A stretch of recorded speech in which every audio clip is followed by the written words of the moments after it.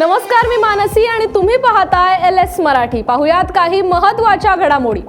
Monsoon दक्षिण कोकणात दाखल, मात्र 15 जून पर्यंत राज्यातील पावसाचा एकंदरीत जोर आणि मान्सूनच्या प्रगतीचा वेग कमी।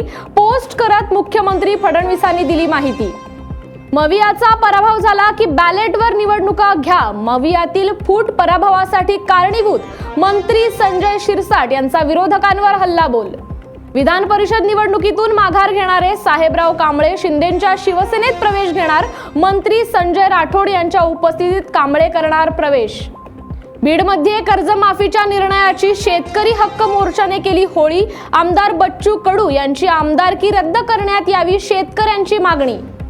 मालेगावात अल्पवयीन मुलीची बेकायदेशीर प्रसूती आणि नवजात बालकाची परस्पर विल्हेवाट लावल्याचा धक्कादायक प्रकार। प्रकरणात 2 नामवंत डॉक्टरांसह 11 जणांविरुद्ध पॉस्को गुन्हे दाखल। नंदुरबारच्या अक्कलकुवा येथे माळ ते बियामाळ या गावांना जोडणारा रस्ता नाही। रस्ता नसल्याने नवरदेवाची तब्बल 4 किलोमीटर खांद्यावरून वरात काढली, नातेवाईकांनी काढली वरात। साताऱ्याच्या कराड जवळील 3.5 किलोमीटरचा 6 पदरी भव्य उड्डाण पुलाची उदयनराजे भोसलेंकडून पाहणी। पूल लवकरात लवकर वाहतुकीसाठी खुला करण्याबाबत संबंधित कंपनीला केल्या सूचना।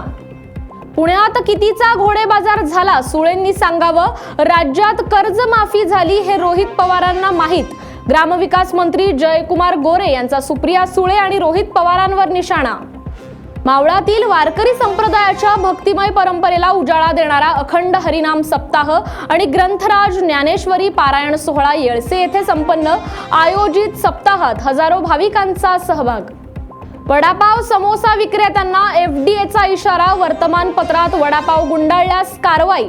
शाईतील घातक रसायनांमुळे FDA सतर्क, विक्रेत्यांना बटर पेपर सारखे सुरक्षित पर्याय वापरण्याचे निर्देश।